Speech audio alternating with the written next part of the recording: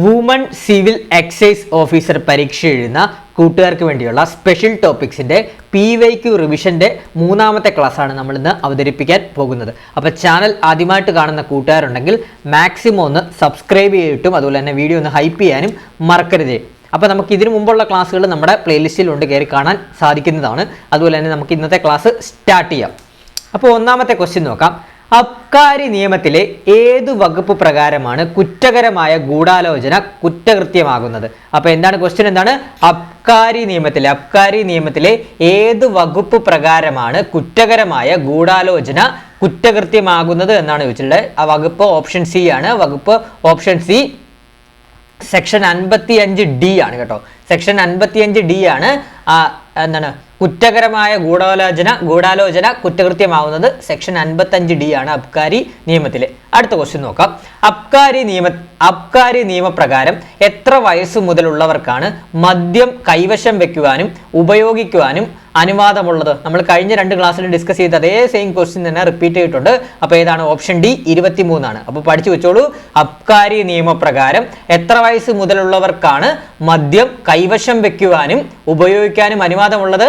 23 വയസ്സ് മുതലുള്ളവർക്ക്. അടുത്ത ചോദ്യം.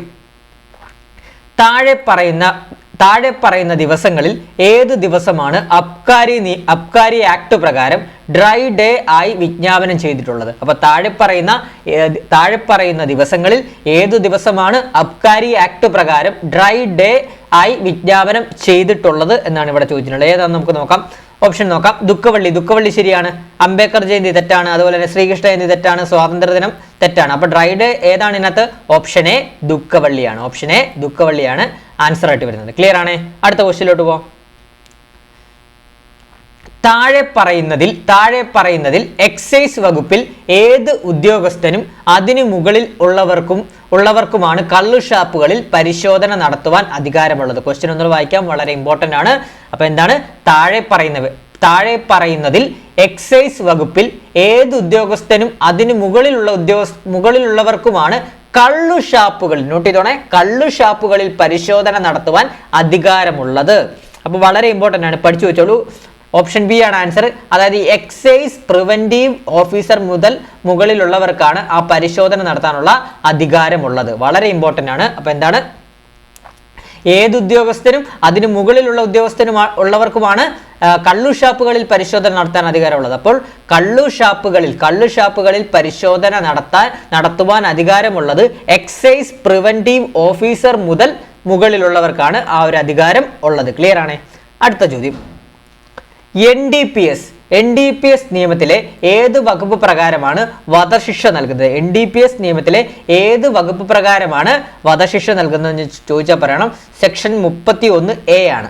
അപ്പൊ എന്താണ് നമ്മൾ സെക്ഷൻ 31A എന്ന് പറഞ്ഞു കഴിഞ്ഞാൽ പഠിക്കേണ്ടതായിട്ടുണ്ട്. അതായത് കുറ്റകൃത്യങ്ങൾ ആവർത്തിക്കുന്നതിനുള്ള വധശിക്ഷയാണ് കേട്ടോ. അപ്പൊ കുറ്റകൃത്യങ്ങളൊക്കെ ആവർത്തിച്ചാലുള്ള വധശിക്ഷയാണ് ഈ സെക്ഷൻ 31A പ്രകാരം പറയുന്നത്. ഡീറ്റെയിൽഡ് ആയിട്ട് പറയുവാണെങ്കിൽ, ഒരു വ്യക്തി സെക്ഷൻ 19, സെക്ഷൻ 24, സെക്ഷൻ 27A യിൽ ഉൾപ്പെടുന്ന ഏതെങ്കിലും കുറ്റകൃത്യം വീണ്ടും ആവർത്തിക്കുകയാണെങ്കിൽ പരമാവധി ശിക്ഷ അല്ലെങ്കിൽ പരമാവധി ശിക്ഷയുടെ 1.5 ഇരട്ടി ശിക്ഷയോ പരമാവധി പിഴയോ അല്ലെങ്കിൽ പിഴയുടെ 1.5 ഇരട്ടിയോ ലഭിക്കും. അല്ലെങ്കിൽ വധശിക്ഷയ്ക്കും അർഹനാവുന്നതാണ് സെക്ഷൻ 31A പ്രകാരം. അപ്പൊ ഇതിനകത്ത് പറഞ്ഞിരിക്കുന്ന സെക്ഷൻ 19, സെക്ഷൻ 24, സെക്ഷൻ 27A. അതിന് ആ ഒരു സെക്ഷൻസിലുള്ള കുറ്റങ്ങൾ ആവർത്തിച്ചാലാണ് ഈ ഒരു സെക്ഷൻ പ്രകാരം ശിക്ഷ നൽകാൻ സാധിക്കുന്നത്. അപ്പോൾ നമ്മൾ പഠിച്ചു വെക്കേണ്ടതായിട്ടുണ്ട്. സെക്ഷൻ 19 എന്താണെന്ന് പഠിക്കേണ്ടതുണ്ട്. സെക്ഷൻ 19 എന്ന് പറഞ്ഞാൽ കൃഷിക്കാരൻ കറുപ്പ് മോഷ്ടിച്ചാൽ ലഭിക്കാവുന്ന ശിക്ഷ കേട്ടോ. കൃഷിക്കാരൻ കറുപ്പ് മോഷ്ടിച്ചാൽ ലഭിക്കാവുന്ന ശിക്ഷയാണ് സെക്ഷൻ 19 പറയുന്നത്. അതിന്റെ പരമാവധി ശിക്ഷ എന്ന് പറഞ്ഞാൽ 10 വർഷം മുതൽ 20 വർഷം വരെയുള്ള തടവ് ശിക്ഷയും 1 മുതൽ 2 ലക്ഷം രൂപ വരെ പിഴയുമാണ്. പിന്നെ അതുപോലെ തന്നെ മറ്റേ സെക്ഷൻ എന്ന് പറഞ്ഞാൽ 24. സെക്ഷൻ 24 പറയുന്നത് കേന്ദ്ര സർക്കാരിന്റെ അംഗീകാരമില്ലാതെ ഇന്ത്യക്ക് പുറത്തു നിന്നും ഏതെങ്കിലും മയക്കുമരുന്നോ ലഹരി പദാർത്ഥങ്ങളോ ഇന്ത്യക്ക് പുറത്തുള്ള ഏതെങ്കിലും വ്യക്തിയുമായി കച്ചവടത്തിൽ ഏർപ്പെടുകയോ മറ്റോ ചെയ്താലുള്ള ശിക്ഷയാണ് സെക്ഷൻ 24. അതിന്റെ ശിക്ഷയും ഏതാണ് സെയിം ആണ് 19 പോലെ തന്നെ. അതായത് 10 മുതൽ 20 വർഷം വരെ തടവ് ശിക്ഷയും 1 മുതൽ 2 ലക്ഷം രൂപ വരെ പിഴയുമാണ് ലഭിക്കുന്നത്. പിന്നെ സെക്ഷൻ 27A ആണ്. 27A എന്ന് പറഞ്ഞു കഴിഞ്ഞാൽ അനധികൃത ലഹരിക്കടത്തിന് ധനസഹായം നൽകുന്നതിനും കുറ്റവാളികൾക്ക് അഭയം നൽകുന്നതിനുമുള്ള ശിക്ഷയാണ് സെക്ഷൻ 27A. അതിനുള്ള ശിക്ഷ എന്ന് പറഞ്ഞു കഴിഞ്ഞാൽ 10 മുതൽ 20 വർഷം വരെ തടവ് ശിക്ഷയും 1 മുതൽ 2 ലക്ഷം രൂപ വരെ പിഴയുമാണ്. അപ്പോൾ ഈ 3 സെക്ഷൻസിലും ശിക്ഷ സെയിം ആണ്. അതായത് 10 മുതൽ 20 വർഷം വരെ തടവ് ശിക്ഷയും 1 മുതൽ 2 വർഷം വരെ 2 ലക്ഷം രൂപ വരെ പിഴയും. അപ്പോൾ ഈ 3 സെക്ഷൻ, അപ്പോൾ സെക്ഷൻ 31A വെച്ച് കണക്ട് ചെയ്യുമ്പോൾ കുറ്റകൃത്യങ്ങൾ ആവർത്തിക്കുന്നതിനുള്ള വധശിക്ഷയാണ് സെക്ഷൻ 31A പ്രകാരം പറയുന്നത്. അപ്പം സെക്ഷൻ 31A എന്ന് പറയുന്നത് ഞാൻ പറഞ്ഞാണ്, ഒരു വ്യക്തി സെക്ഷൻ 19, 24, 27A ഉൾപ്പെടുന്ന ഏതെങ്കിലും കുറ്റകൃത്യം വീണ്ടും ആവർത്തിച്ചാൽ ലഭിക്കാവുന്ന ശിക്ഷയാണ് പരമാവധി ശിക്ഷയും. അതുകൂടാതെ തന്നെ പരമാവധി പിഴയോ പരമാവധി ശിക്ഷയോ അതുകൂടാതെ അല്ലെങ്കിൽ വധശിക്ഷയ്ക്ക് വരെ അർഹനാവുന്നതാണെന്നാണ് സെക്ഷൻ 31A പ്രകാരം പറയുന്നത്. ക്ലിയർ ആണ്? അടുത്ത ക്വസ്റ്റ്യനിലോട്ട് പോവാം. അടുത്ത ക്വസ്റ്റ്യൻ, 15 കിലോഗ്രാം കഞ്ചാവ് കൈവശം കൊണ്ടുവന്ന ഒരു വ്യക്തിക്കെതിരെ NDPS നിയമത്തിലെ ഏത് വകുപ്പ് പ്രകാരമാണ് കേസ് രജിസ്റ്റർ ചെയ്യുന്നത്? ക്വസ്റ്റ്യൻ ഒന്നുകൂടെ വായിക്കാം. 15 കിലോഗ്രാം കഞ്ചാവ് കൈവശം വെച്ച് കടത്തിക്കൊണ്ടുവന്ന ഒരു വ്യക്തിക്കെതിരെ NDPS നിയമത്തിലെ ഏത് വകുപ്പ് പ്രകാരമാണ് കേസ് രജിസ്റ്റർ ചെയ്യുന്നത് എന്നാണ് വെച്ചിരിക്കുന്നത്. അപ്പോൾ അത് പഠിച്ചു വെച്ചോളൂ. ഓപ്ഷൻ ബി ആണ് 20B 2B ആണ് കേട്ടോ. അപ്പോൾ സെക്ഷൻ 20B 2B ആണ്. ആ പ്രകാരമാണ് കേസ് രജിസ്റ്റർ ചെയ്യുന്നത്. അടുത്ത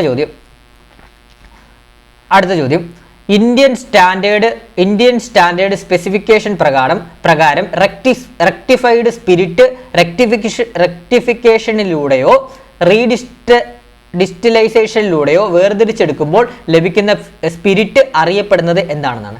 അപ്പോൾ answer option C, neutral spirit ആണ്. ക്വസ്റ്റ്യൻ ഒന്നുകൂടെ പറയാം.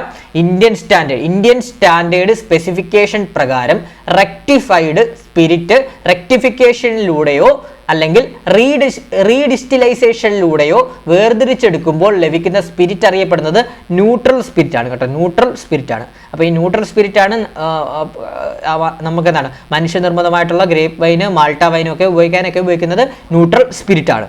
അതുപോലെ തന്നെ പ്രൂഫ് സ്പിരിറ്റ് എന്താണെന്ന് അറിഞ്ഞിരിക്കണം. പ്രൂഫ് സ്പിരിറ്റ് എന്ന് പറയുമ്പോൾ എഥനോളും വെള്ളവും എന്നിവയുടെ മിശ്രിതമാണ് പ്രൂഫ് സ്പിരിറ്റ് എന്ന് പറയുന്നത്. അതായത് എഥനോൾ എന്ന് പറയുമ്പോൾ C2H2OH ആണ് എഥനോളും പ്ലസ് വെള്ളത്തോടെ ചേർന്ന് കിട്ടുന്ന ഒരു മിശ്രിതമാണ് പ്രൂഫ് സ്പിരിറ്റ് എന്ന് പറയുന്നത്. അത് ലണ്ടൻ പ്രൂഫ് എന്നൊക്കെ അറിയപ്പെടുന്നതാണ്.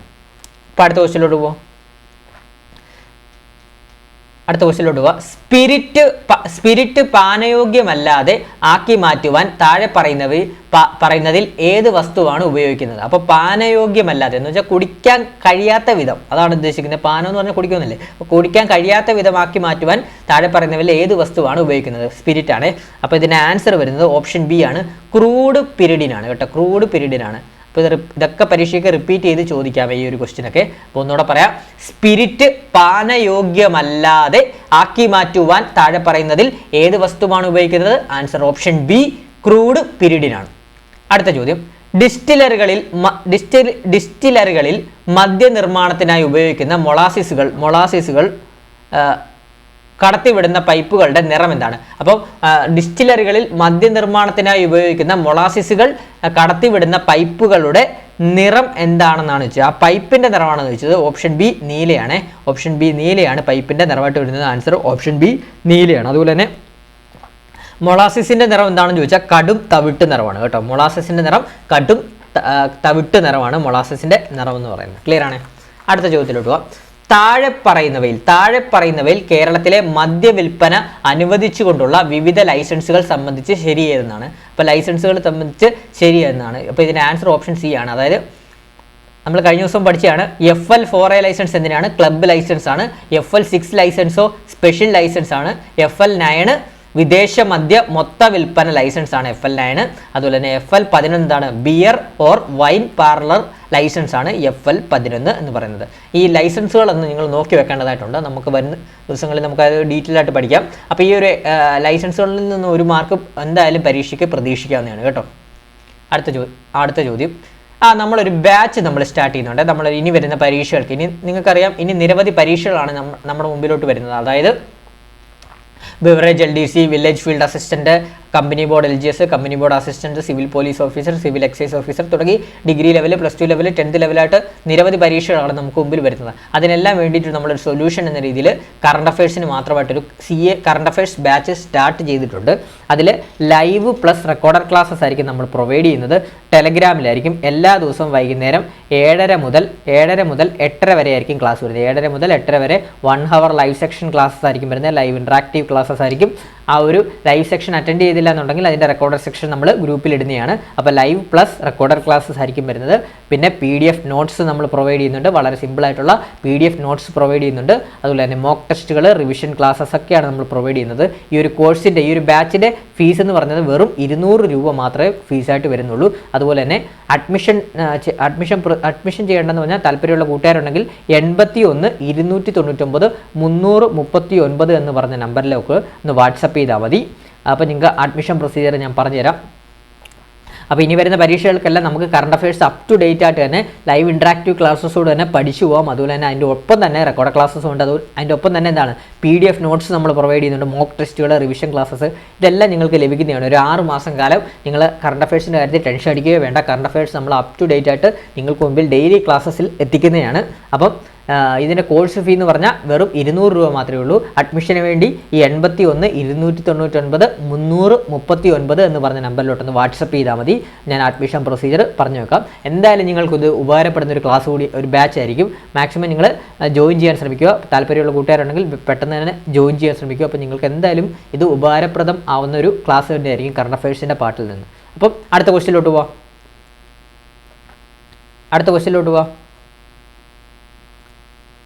കേരളത്തിൽ വിദേശ മദ്യ ചില്ലറ വിൽപ്പനശാല സ്ഥാപിക്കുന്നതിന് സ്കൂൾ കോളേജുകളിൽ നിന്നും വേണ്ട കുറഞ്ഞ പരിധി എത്രയാണെന്നാണ് വെച്ചിരിക്കുന്നത്. ആൻസർ ഓപ്ഷൻ സി 200 മീറ്റർ ആണ് കേട്ടോ. 200 മീറ്റർ ആണ്. അപ്പോൾ പഠിച്ചു വെച്ചോളൂ.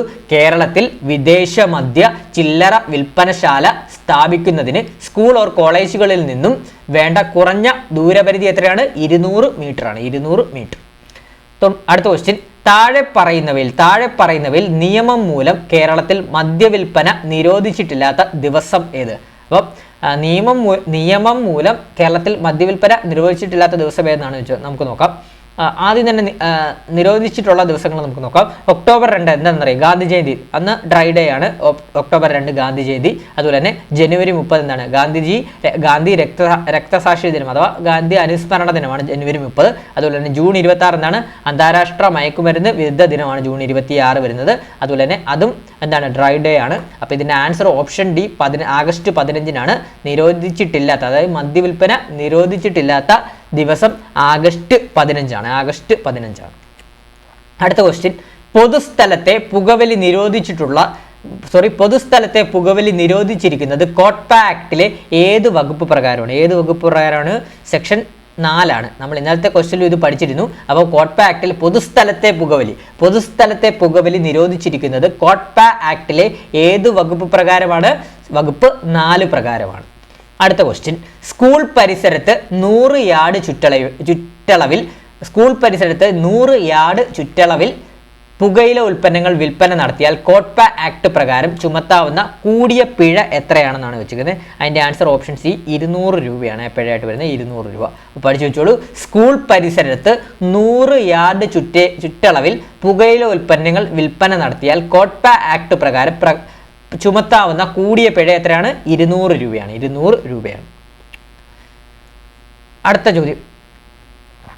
ചോദ്യം, ഇന്ത്യയിൽ വിൽപ്പന നടത്തുന്ന പുകയില ഉൽപ്പന്ന പാക്കറ്റിൽ എത്ര ശതമാനം സ്ഥലത്ത് പുകയില ഉൽപ്പന്നം ഉപയോഗിച്ചാൽ ഉണ്ടാകുന്ന ഭവിഷ്യത്തുകളെ കുറിച്ച് മുന്നറിയിപ്പ് ഉണ്ടാകണമെന്നാണ്. ആ പാക്കറ്റിലാണ്. അതിൻ്റെ ആൻസർ ഓപ്ഷൻ എ 85% സ്ഥലത്തും ആ ഒരു മുന്നറിയിപ്പ് വേണമെന്നാണ്. അപ്പോൾ ഒന്നുകൂടെ പറയാം.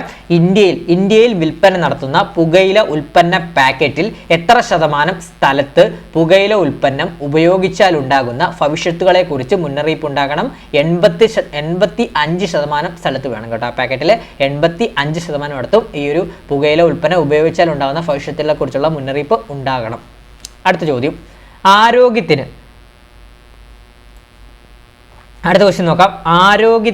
ആരോഗ്യത്തിന് ഹാനികരമാവുന്ന ലഹരി വസ്തുക്കളുടെ ഉപയോഗം തടയുന്നതിന് നടപടികൾ സ്വീകരിക്കുവാൻ ഭരണഘടനയുടെ എത്രാമത്തെ അനുച്ഛേദത്തിലാണ് അഥവാ ആർട്ടിക്കിൾ നിർദ്ദേശിച്ചിരിക്കുന്നത്? അപ്പോൾ ക്വസ്റ്റ്യൻ ഒന്നുകൂടെ പറയാം. ആരോഗ്യത്തിന് ഹാനികരമാകുന്ന ലഹരി വസ്തുക്കളുടെ ഉപയോഗം തടയുന്നതിന് നടപടികൾ സ്വീകരിക്കുവാൻ ഭരണഘടനയുടെ എത്രാമത്തെ അനുച്ഛേദത്തിലാണ് നിർദ്ദേശിച്ചിരിക്കുന്നത് എന്നാണ് ചോദിച്ചിരിക്കുന്നത്. ആൻസർ ഏതാണ്? ഓപ്ഷൻ സി, ആർട്ടിക്കിൾ 47 ആണ് കേട്ടോ. ആർട്ടിക്കിൾ 47 ആണ് കേട്ടോ. പഠിച്ചു വെച്ചോണം. ആർട്ടിക്കിൾ 47 ആണ്. അടുത്ത ചോദ്യം, ലഹരി വിരുദ്ധ ക്യാമ്പയിൻ വിമുക്തി മിഷന്റെ ഗവേണിംഗ് ബോഡി ചെയർമാൻ ആരാണ്? ലഹരി വിരുദ്ധ ക്യാമ്പയിൻ ആയിട്ടുള്ള വിമുക്തി മിഷന്റെ ഗവേണിംഗ് ബോഡി ചെയർമാൻ ആരാണ്? നമ്മൾ ഇന്നലെ പഠിച്ചാണ്. ഓപ്ഷൻ എ മുഖ്യമന്ത്രിയാണ്. ഓപ്ഷൻ എ മുഖ്യമന്ത്രിയാണ്. അടുത്ത ചോദ്യം, കേരളത്തിൽ മദ്യ ഉപഭോഗം അനുവദിച്ചിരിക്കുന്നത് എത്ര വയസ്സ് മുതലാണ്? ആൻസർ ഏതാണ്? ഓപ്ഷൻ ബി, 23 വയസ്സ് മുതലാണ് കേരളത്തിൽ മദ്യ ഉപഭോഗം അനുവദിച്ചിരിക്കുന്നത്. അടുത്ത ക്വസ്റ്റ്യൻ, IT ആക്ട് 2000 പ്രകാരം സൈബർ തീവ്രവാദത്തിനുള്ള പരമാവധി തടവ് ശിക്ഷ എത്രയാണ്? ആൻസർ ഓപ്ഷൻ എ, ജീവപര്യന്തം തടവാണ്. ജീവപര്യന്തം തടവാണ് സൈബർ തീവ്രവാദം. അപ്പോൾ സൈബർ ടെററിസം അഥവാ സൈബർ തീവ്രവാദം എന്ന് പറയുന്നത് ഏതാണ്? സെക്ഷൻ 66F അല്ലേ? സെക്ഷൻ 66F ആണ്. നമ്മൾ IT ആക്ട് പഠിക്കുമ്പോൾ പഠിച്ചാണ്. സെക്ഷൻ 66F ആണ് സൈബർ ടെററിസത്തെ കുറിച്ച് പറയുന്നത്. അപ്പോൾ എന്താണ് സൈബർ ടെററിസം എന്ന് പറഞ്ഞു കഴിഞ്ഞാൽ ഇന്ത്യയുടെ ഐക്യം, അഖണ്ഡത, സുരക്ഷ, പരമാധികാരം എന്നിവയെ ഹനിക്കുന്നതോ ഭീഷണിപ്പെടുത്തുന്നതോ ആയ പ്രവർത്തനങ്ങൾ ചെയ്യുന്നതും ജനങ്ങളിലേക്ക് ഭീകരവാദങ്ങൾ സൃഷ്ടിക്കുന്നതും കുറ്റകരമാണെന്ന് പ്രതിപാദിച്ചിരിക്കുന്ന സെക്ഷനാണ്. അതിൻ്റെ ശിക്ഷ എന്ന് പറയുന്നത് ജീവപര്യന്തം വരെ ലഭിക്കാവുന്ന കുറ്റകൃത്യമാണ്. അതുപോലെ തന്നെ സൈബർ ടെററിസം കുറ്റത്തിന് പോലീസ് വാറന്റ് കൂടാതെ അറസ്റ്റ് ചെയ്യാവുന്നതും ജാമ്യം ലഭിക്കാത്തതുമായ കുറ്റകൃത്യവുമാണ് കേട്ടോ. അപ്പോൾ അതാണ് സെക്ഷൻ 66F, സൈബർ ടെററിസം. അപ്പോൾ അടുത്ത ക്വസ്റ്റ്യൻ നോക്കാം. IT ആക്ട് 2000 സെക്ഷൻ 77B പ്രകാരം തടവ് ശിക്ഷ പ്രതിപാദിച്ചിട്ടുള്ള കുറ്റങ്ങൾക്ക് ജാമ്യം ലഭിക്കാവുന്നത് ബെയിലബിൾ ഒഫൻസ് ആണ്. അപ്പോൾ എത്ര വർഷമാണെന്നാണ് ചോദിച്ചിരിക്കുന്നത്. അതിൻ്റെ ആൻസർ ഓപ്ഷൻ ഡി, മുകളിൽ പറഞ്ഞതൊന്നുമല്ല. അപ്പോൾ എന്താണ് സെക്ഷൻ 77B എന്ന് നിങ്ങൾ അറിഞ്ഞു കഴിഞ്ഞാൽ, ഈ മുകളിൽ പറഞ്ഞ വർഷങ്ങളൊന്നും അല്ലേ ഇവിടെ സെക്ഷൻ 77B പ്രകാരം എത്ര വർഷം വർഷം തടവ് ശിക്ഷ പ്രതിപാദിച്ചിരിക്കുന്ന കുറ്റങ്ങൾക്കാണ് ജാമ്യം ലഭിക്കാവുന്നതെന്നാണ് ചോദിച്ചിരിക്കുന്നത്. 4 വർഷമല്ല, 6 വർഷമല്ല, 5 വർഷമല്ല. ആൻസർ ഓപ്ഷൻ ഡി, മുകളിൽ പറഞ്ഞതൊന്നുമല്ല എന്നാണ് ആൻസർ വരുന്നത്. അപ്പോൾ എന്താണ് നമ്മൾ സെക്ഷൻ 77B എന്ന് എന്താണെന്ന് അറിഞ്ഞിരിക്കണം.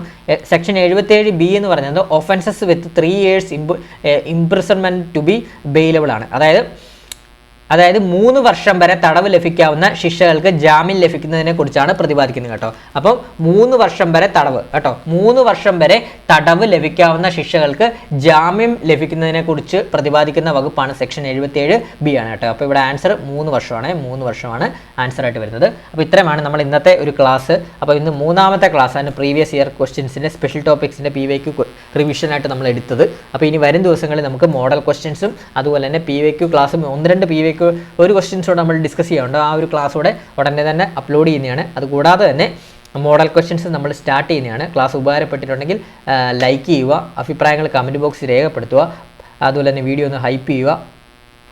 ആദ്യമായിട്ട് കാണുന്ന കൂട്ടുകാരാണെങ്കിൽ ഒന്ന് സബ്സ്ക്രൈബ് ചെയ്യുക. അപ്പോൾ പുതിയൊരു ക്ലാസ്സുമായിട്ട് ഉടനെ തന്നെ എത്തുന്നതാണ്. ഫോളോ അപ്പ് ചെയ്തിരിക്കുക. Thank you.